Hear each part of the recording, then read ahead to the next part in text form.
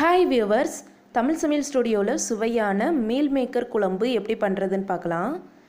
ஒரு பாத்திரத்தில் தண்ணி சூடுபடுத்தி வச்சுருக்கேன். அதில் 100 கிராம் மீல் மேக்கர் எடுத்து சேர்த்துக்கலாம்.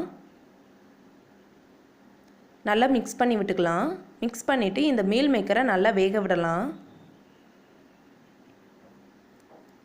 இப்போ பாருங்கள், மீல் மேக்கர் நல்லா வெந்திருக்கு. இப்போ இதை தனியாக எடுத்து வச்சிடலாம். எல்லாம் நல்லா ஆறின உடனே மீல் மேக்கரில் உள்ள தண்ணியெல்லாம் இந்த மாதிரி பிழிஞ்சிட்டு மீல் மேக்கரை மட்டும் தனியாக எடுத்து வச்சிடலாம். பாருங்கள், இந்த மாதிரி தண்ணி இல்லாமல் மீல் மேக்கரை எடுத்துக்கோங்க. மீல் மேக்கரை இந்த மாதிரி சின்ன சின்ன துண்டாக கட் பண்ணிக்கோங்க. அப்படின்னா தான் மசாலா பொருட்கள் உள்ளெல்லாம் சேர்ந்து நல்லா வெந்து வரும். இப்போ குழம்பு பண்ணுறதுக்கு ஒரு பேனில் 3 டீஸ்பூன் அளவு ஆயில் சேர்த்துக்கலாம். எண்ணெய் சூடான உடனே ஒரு சின்ன துண்டு பட்டை, 3 கிராம்பு, 2 ஏலக்காய், அரை டீஸ்பூன் சோம்பு சேர்த்துக்கலாம். எல்லாம் நல்லா வதங்கின உடனே 2 பெரிய வெங்காயத்தை நீள நீளமாக கட் பண்ணி சேர்த்துக்கலாம். நல்லா மிக்ஸ் பண்ணிவிட்டு இந்த வெங்காயத்தை வேக விடலாம். பாருங்கள், வெங்காயம் நல்லா வதங்கியிருக்கு. இப்போ இதில் 1 டீஸ்பூன் இஞ்சி பூண்டு விழுது, 2 தக்காளியை கட் பண்ணி சேர்த்துக்கலாம். சேர்த்துட்டு எல்லாத்தையும் நல்லா மிக்ஸ் பண்ணி விட்டுக்கலாம்.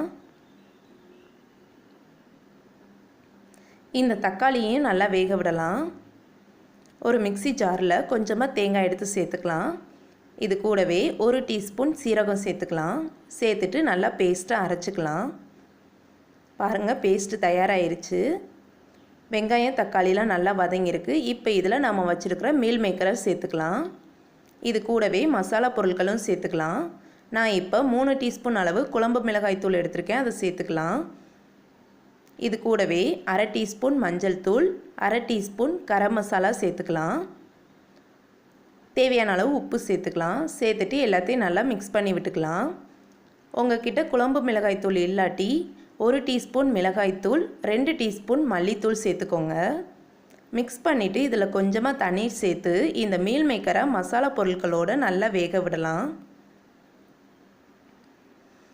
இப்போ பாருங்கள், மீல் மேக்கர் மசாலா பொருட்களோடு நல்லா வெந்து வந்திருக்கு. இப்போ இதில் நாம் வச்சுருக்கிற தேங்காயை சேர்த்துக்கலாம்.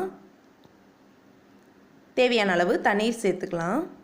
சேர்த்துட்டு நல்லா மிக்ஸ் பண்ணி விட்டுக்கலாம். இப்போ இதை மூடி வச்சு 5 மினிட்ஸ் நல்லா கொதிக்க விடலாம். 5 மினிட்ஸ்க்கு அப்புறமா ஓப்பன் பண்ணி பார்க்கலாம். பாருங்கள், குழம்பு கொதித்து அருமையாக தயாராகிருச்சு. சுவையான மீல் மேக்கர் குழம்பு தயாராகிருச்சு. இந்த மாதிரி நீங்கள் மீல் மேக்கர் குழம்பு ட்ரை பண்ணி பாருங்கள், ரொம்பவும் டேஸ்ட்டாக இருக்கும். கடைசியாக வாசனைக்கு கொஞ்சமாக கொத்தமல்லி இலை சேர்த்துக்கலாம்.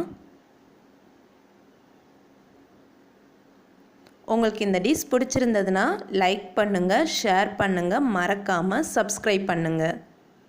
தேங்க்யூ.